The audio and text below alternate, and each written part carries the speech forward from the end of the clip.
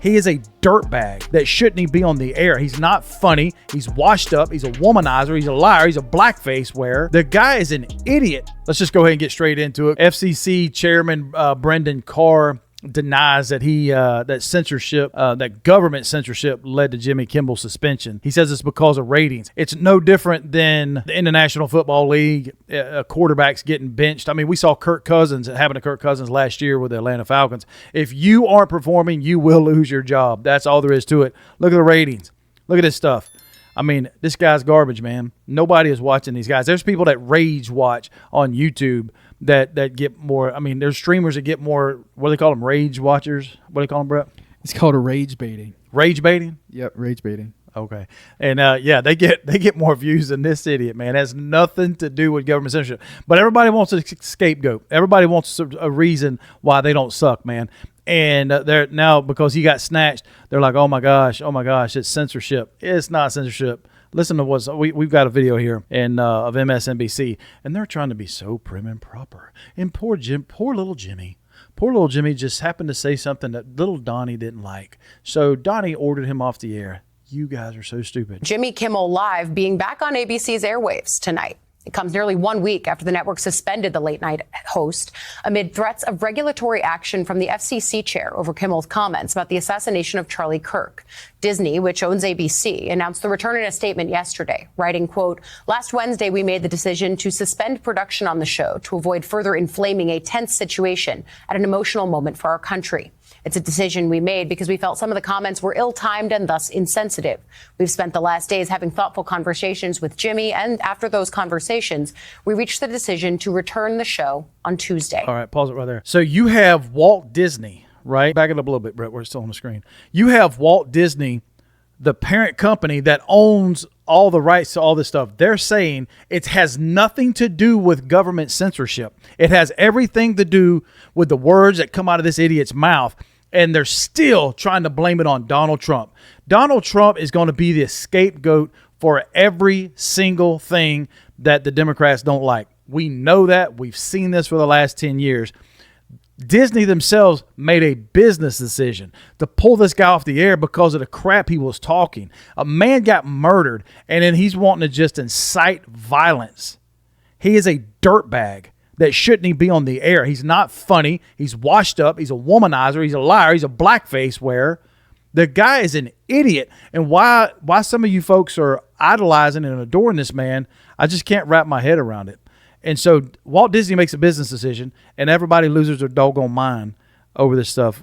Keep rolling it, Brett. After those conversations, we reached the decision to return the show on Tuesday.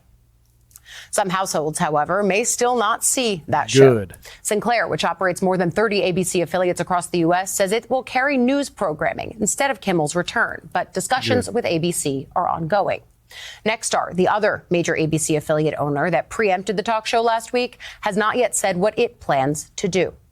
This reversal from ABC comes after days of pushback from protesters, politicians, and performers. Yesterday, just before the announcement was made, more than 400 celebrities signed a letter saying this is a dark moment for freedom of speech in our nation. All lefties. Several Republican lawmakers also spoke out against the FCC's pressure on ABC. Among them, Senator Rand Paul of Kentucky, calling it absolutely inappropriate. And Senator Ted Cruz of Texas, calling it dangerous as hell. Ted Cruz needs to leave. Meanwhile, FCC Chairman Brendan Carr is attempting to clarify his controversial comments about Kimmel, denying that he threatened to revoke the broadcast licenses of ABC affiliates unless the network fired the late-night host.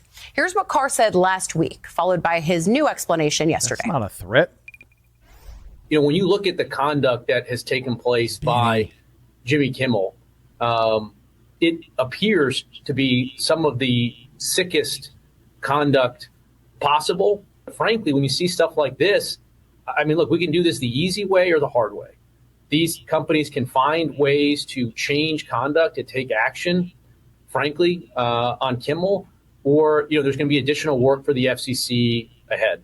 A very reasonable, minimal step that can be taken. I mean, obviously, look, there's calls for Kimmel to be fired. I think, you know, you could certainly see a path forward for suspension over this. And again, you know, the FCC is going to have remedies that we could look at.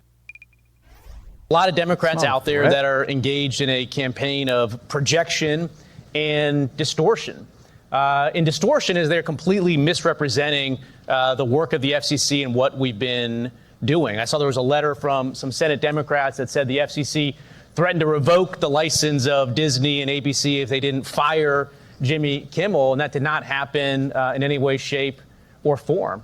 And what I spoke about last week was that when concerns are raised about news distortion, there's an easy way for parties to address that and work that out. And in the main, that takes place between local television stations that are licensed by the FCC and what we call national programmers like Disney. They work that out, and there doesn't need to be any involvement of the FCC. Now, if they don't, there's a way that's not as easy, which is someone can file a complaint at the FCC, and then the FCC, by law, as set up by Congress, has to adjudicate that complaint. And what I've been very clear in the context of the Kimmel episode is the FCC, and myself in particular, have expressed no view on the ultimate merits had something like that been filed.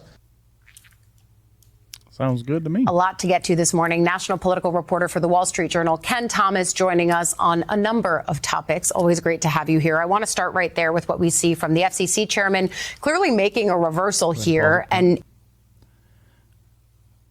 we're going to go ahead and we're going to find a way to wrap this video up. You know what I mean? Don't you think? Ain't a whole lot here. What do you think about? You think? Yeah. You think we should just let this clip run, push it past 8 minutes, or what? Yeah. Yeah. So, all right, we'll go ahead and wrap it up. I mean, I'm gonna close it up, huh? I thought we were just gonna let the clip run. Oh, is that what you want to do? I mean, is that what you're saying? I mean, I guess it don't hurt, does it? Yeah, you might as well. If they want to watch it, let them watch it. If they want to leave, let them leave. Okay. So just got to unpause it and keep rolling. ABC making a reversal of their own, saying that the suspension is over for Kimmel, that he's coming back on the air tonight. Where do you think that the pressure on both sides came from, right? Why do you see the FCC chairman reversing course on his language that was pretty clear in the we can do this the easy way or we can do this the hard way? I think everyone heard what he was saying there. So where does that reversal come from, and what pressure do you think ABC was facing? Well, I think Rand Paul and Ted Cruz speaking out about this had an impact. I mean, the Cruz comments about, comparing this to almost to Goodfellas certainly resonated with the public. Cruz is a former Supreme Court clerk, free speech advocate. So I think that certainly had an impact. But, there's certainly pressure from the left here. But, the genie is really out of the bottle. Whether there was a direct threat or not, there was certainly a strong suggestion that the FCC was going to do work, as he put it. So I think this is one of those hard things that it's very difficult to really pull back. And it's clear that the president supports Brendan Carr here. So, it's just hard to imagine that, people would act differently based on, the circumstances. Especially given the number of media reporters who were reaching out to Carr in the aftermath. You remember how many times that the left cheered when Tucker Carlson, Bill O'Reilly, when those guys were pulled off the air? You had Chris Cuomo pulled off the air. Look, it happens. People lose their jobs. The ratings are terrible.